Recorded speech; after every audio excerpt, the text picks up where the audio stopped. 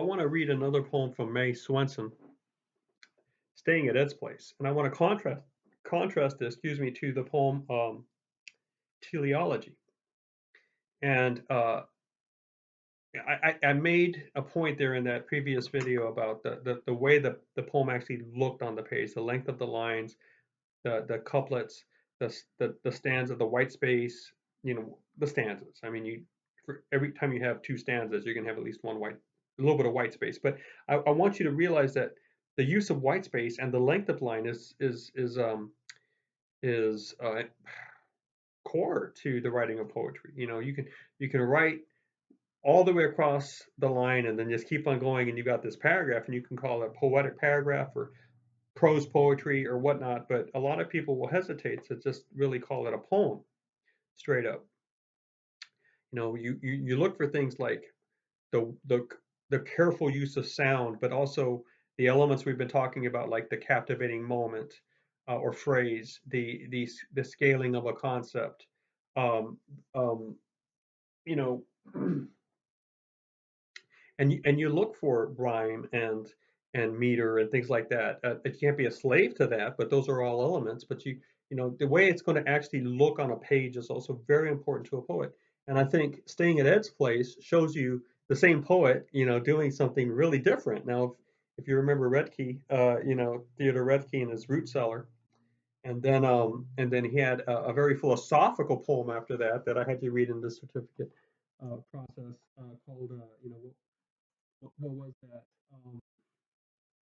Uh, in a dark time, and so a poet can experiment with different concepts, different layer, writing a poem that stays at a certain layer of abstract thought.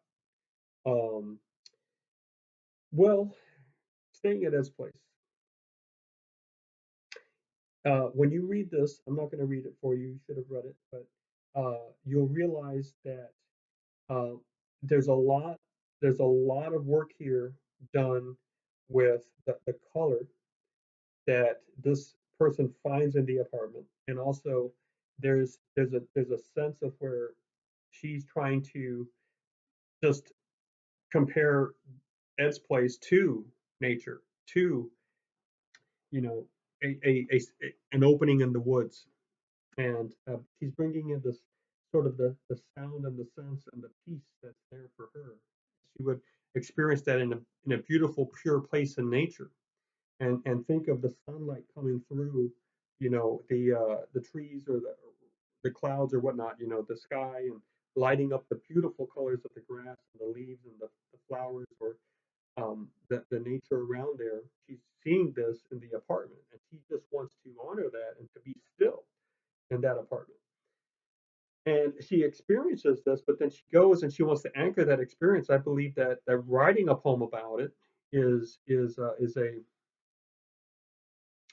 a way to become more philosophical. It's a way to experience these things in life and then to try to capture them so that you can re-experience them later, or to maybe transform them.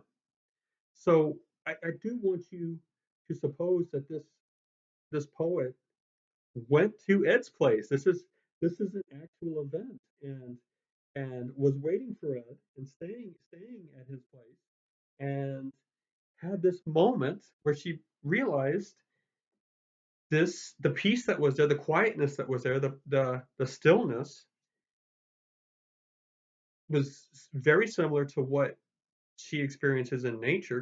Can she bring the two together and write a poem that captures this? And so, poetry sometimes is taking a beautiful moment that is experienced, it, that's beautiful in its own right, okay, and then capturing that long term by using the art of being a poet. I'm talking about working the words on the page, working them right, making sure that the weight of the poem equals the experience. The complexity of the poem is analogous to the complexity of the apartment. All right, there's a lot of things in this apartment that you can look at, and you have this here. A lot of it of not only things there, but activities she's doing there, and she's going to fill it out. This is a bigger poem, if you will, 3, 4 times as long as the one we read about teleology. Um, but it helps. It has captured for her, this peaceful time she spent in the apartment, and that's what artists do. That's what songwriters. That's what poets do. They can look at an experience and say, well, I'm going to manufacture the moment here. This moment of walking into the cellar. I'm thinking about Theodore Redke's Root Cellar. I was stunned at the smell and looking at the bulbs and seeing that they're fighting for light. There's no light in the cellar, and these bulbs are growing. This is amazing. And then Redke realizes I'm going to use this to talk about, you know, the power of life. And that's sort of a realization that there is a seed here that can be developed into a beautiful poem. But this one here is more of a just a beautiful experience that can be captured, right? There's no huge complexity here. There's no deeper level here other than she realizes, hey, I can take this apartment, I can take nature, I can bring them together, I can write about this. This is going to be a good thing for me, and maybe it'll be a good thing for Ed. I can share love here. I can share this good experience, and to spend time carefully, working through the writing of this poem so that you get a sense of what being in that apartment was like. I mean, like the point would be, well, what is Mae Swenson trying to do here for you? Is she trying to make you think about God, or is she trying to, like the Cyclops one, think about our lust for the future and for controlling the future? And what is she's no, it's just like, hey, got a good friend. I like the apartment. I stayed there. He let me stay there, and it was so peaceful. That's it. That's it. And when we start honoring little things, if you start honoring little things enough, you eventually get a big thing, a big good thing. You know what I'm saying? And why wait for some huge philosophical insight when beautiful little things are all over the place? A really nice apartment that you realize is good for you. It helped you. Somehow it helped you. And you want to say thank you. And this poem is your thank you.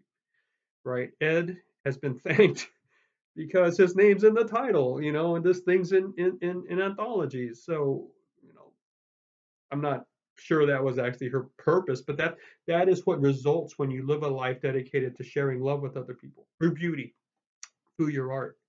When you just become a nice person and you're trying to do that in your work, you honor people. You honor beautiful moments in the day. Um, Colors, bright colors, spacing, clearness, everything was just right. That towel hung just right. I liked it. I don't know, it's beautiful. I can't explain it. I can't defend it. But when I looked at the thing, I just thought, this is a beautiful thing. And don't we go into art galleries, and sometimes you can look at 100 pictures and there might be one or two or three or five or 10 that you experience, and you're like, that was just beautiful. I don't need to know the history of the thing. I don't need to know the life story of the artist. I don't need to know the story of how the painting got onto the wall of this great museum. I don't need to know any of that. I just liked looking at the picture. I just like the way the colors are put together. And that's what's happening here. It's just like, let's just enjoy that. Can we just enjoy it? That's another thing humans do is we're able to recognize a beautiful scene. And here she's trying to help you understand that there was peace here, there was quietness, there was the tranquility, like the sea of tranquility at the end. You know, Beautiful poem. It's not trying to be the greatest thing on earth. It's not trying to be, you know, I, she might not even have wanted this to be published. I mean, I don't know the story behind that, right? But I know that plenty of times poets write things and just it's private to them. It makes them feel it's therapeutic. When you write a good poem, the writing of it is a reward in itself. You don't have to share it with people. You don't have to publish it. You don't have to read it from the mountain or the rooftops. You do not have to do that. It was good. It's good for you. It's a good private moment, and it heals and it helps you love. That's good enough.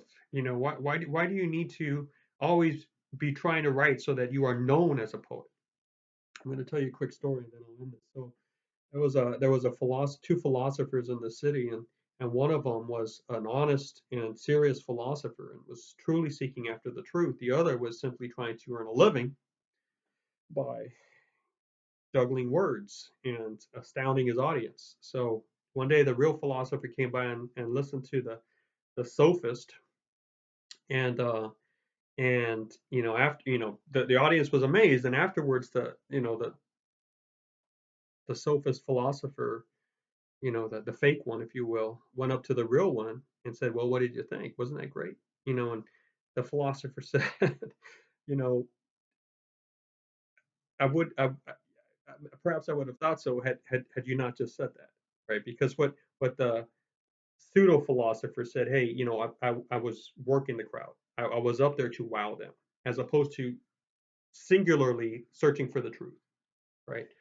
So that was a rebuke to the pseudo philosopher, and he took it to heart, and he worked hard and tried, to get serious about it and to stop caring about what other people thought and what they how they viewed him and how they praised him. And like a month passed, right, and he disappeared from the public scene, and he just lived in his house, quiet. And the philosopher came, the real one came by a month later to visit, and saw him in his house, and the pseudo philosopher was there thinking hard, and they spent an hour in silence.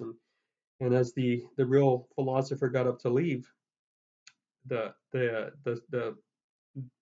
you know the the the other one looked up and said, "Well, now what do you think?" And the philosopher said, "Well, same thing. I would have been impressed had you not said that." The point is not to try to impress somebody. The point is to seriously pursue poetry because you are becoming a poet. And when you do that, you do. Yeah, sure. There's a lot of stuff you want to do. I mean, a really beautiful poem ought to be shared with the world, but sometimes writing a poem can be just a simple thing that you do because it feels good to do it. And you can go months without writing a poem because it's not going to feel good to do it at that moment. All right, but this is something that perhaps she realized she could do. She did it. Um, and maybe it was never meant to be viewed as some of her other poetry, but in a sense it's an extremely beautiful poem, and I'm glad that it's here. Now, I really have no idea how she wrote it or why or whatnot. A lot of what I'm saying here is speculation, but I think it's fruitful speculation because um, I'm presenting possibilities. I'm presenting possible ways poems have been written or could be written, or the possible mindsets and drives of what produces these beautiful works.